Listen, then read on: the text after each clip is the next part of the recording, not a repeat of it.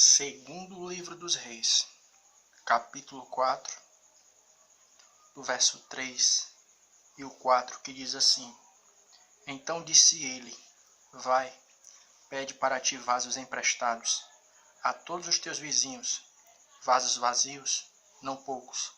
Então entra e fecha a porta sobre ti e sobre teus filhos, e deita o azeite e todos aqueles vasos, e põe à parte o que estiver cheio.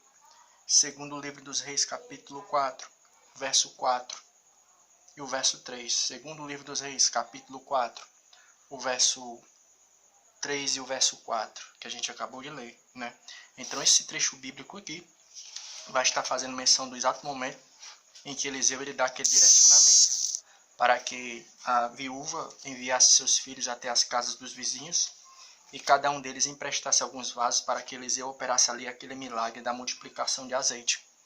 E a gente pegando esses textos, esses versículos presentes no capítulo 4 do segundo livro dos Reis, a gente pode tirar algumas coisas interessantes, né, para nossa vida. A primeira qual é? Em algumas reflexões atrás, até naquela das bodas em Caná, a gente falou a respeito de um princípio espiritual que é muito interessante, que é mais ou menos assim, ó. Não é que Deus ele faça acepção de pessoas, né? Mas a impressão muitas vezes que a gente sente quando a gente lê a palavra é que em determinados momentos Deus ele escolhe um determinado grupo de pessoas para receber uma revelação ou então receber um milagre ou coisa do tipo. Aquele é um grupo determinado. Não é que Deus ele faça acepção de pessoas, mas é que Deus ele escolhe um grupo determinado para estar ali participando, testemunhando um milagre, como foi na casa aqui da viúva, que ela mandou com que os filhos fechassem as portas, as janelas. Mas por quê? O profeta mandou com que ela fechasse as portas. Porque para pensar na situação, aquela criançada nas casas, nos vizinhos, pegando aquela ruma de vaso, né, aqueles montes de vasos, os vizinhos automaticamente ficariam curiosos. O que eles estão querendo com esses vasos? Aí automaticamente eles chegariam em casa e iam perguntar, né? Tipo assim, por que a senhora pediu todos esses vasos? Não, é porque daqui a pouco vai acontecer um milagre da multiplicação de azeite. Aí com certeza quem não acredita no sobrenatural ia fazer assim, tá ficando doido, né? Então nós entendemos que o porquê de Deus, o profeta ter recebido de Deus aquela direção de fechar as portas era exatamente para evitar isso, né? Porque quando você lê o texto sagrado, você vai entender que realmente é isso que acontece mesmo. Não é que Deus ele faça acepção de pessoas, mas você vai ver que em determinados momentos, Deus ele escolhe um determinado grupo de pessoas para somente aquele grupo, né, de forma específica, ser testemunha de um milagre ou receber uma bênção. E a gente vai ver esse princípio muito interessante aonde? Mateus capítulo 7, verso 6. Mateus capítulo 7, verso 6, vai dizer uma coisa que é legal. Mateus capítulo 7, verso 6, que diz assim, ó: Não deis aos cães as coisas santas, nem deitei aos porcos as vossas pérolas, para que não as pisem e voltando vos despedacem. Mateus capítulo 7 e 6. Então, nesse texto bíblico aqui, Jesus está dizendo o seguinte, olha, não deis aos cães as coisas santas, né? Nem aos porcos as vossas pérolas. Em que sentido? Né? Que Jesus estava falando que existe determinado tipo de pessoa, sem ser muito agressivo, né? Que tipo assim, ao entrar em contato com algo que é de Deus, uma revelação ou coisa do tipo, a pessoa não vai valorizar não. E vai até escarnecer, né? Então por que é que Deus ele escolhe um determinado grupo de pessoas para receber algo da parte dele? Não para todo mundo.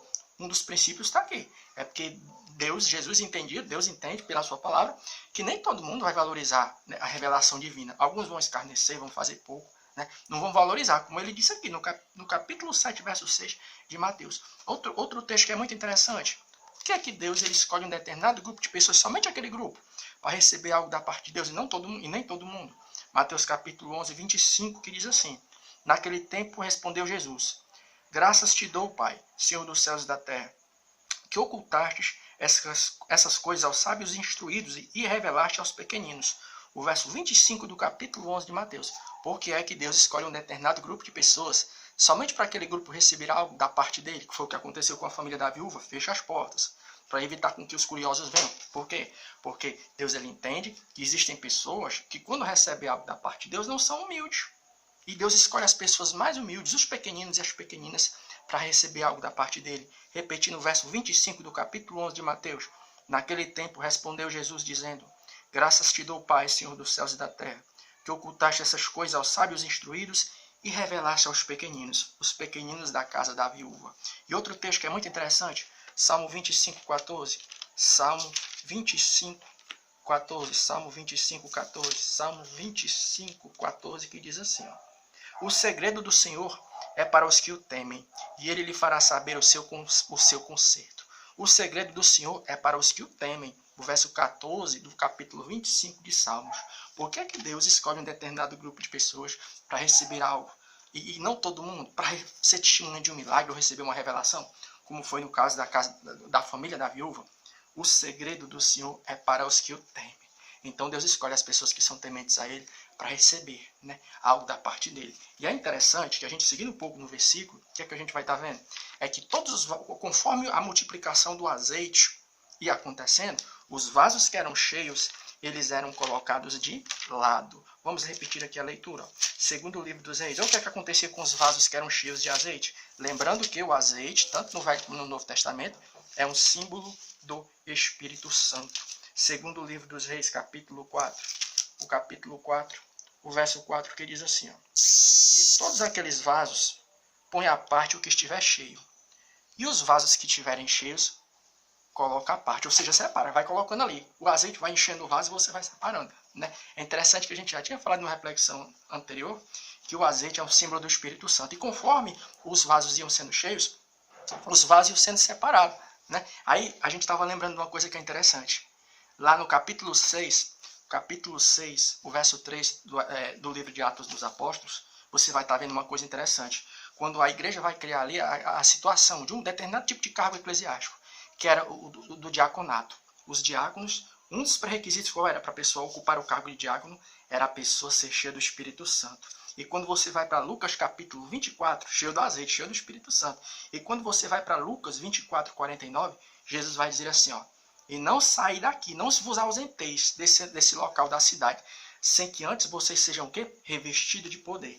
Então, por que é que Jesus ele deu essa instrução para a igreja? Vocês não saem para fazer a obra, não. Antes de ser cheio do Espírito Santo e para poder ocupar uma função na igreja, no corpo de Cristo, você tem que ser cheio do Espírito Santo. Por que a pessoa tem que ser cheia do Espírito Santo antes de fazer alguma coisa para Deus? Sabe por quê? É porque Deus ele sabe que nós vamos passar por lutas e dificuldades. É por isso que no Velho Testamento, um dos pré-requisitos para a pessoa ser separado, o vaso ser colocado para fazer a obra, qual era?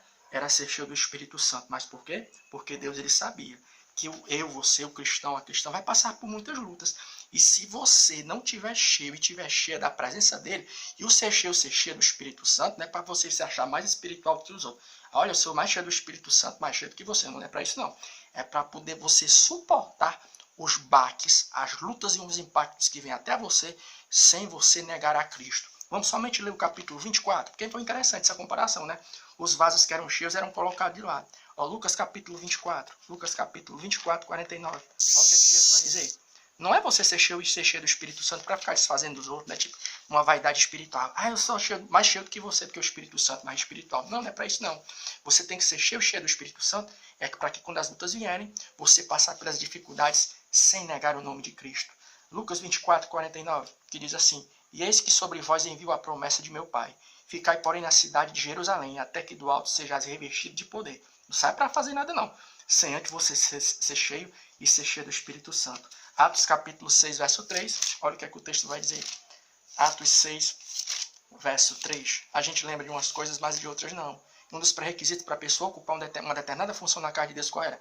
Era ser cheio do Espírito Santo. Atos 6, Atos 6, versos 3. Estamos com a Bíblia na mão aqui. Atos 6, verso 3, que diz assim, ó: escolhei, pois, irmãos, dentre vós, 7 varões de boa reputação, e cheios do Espírito Santo e de sabedoria. O vaso, quando era cheio do Espírito Santo, era colocado de lado.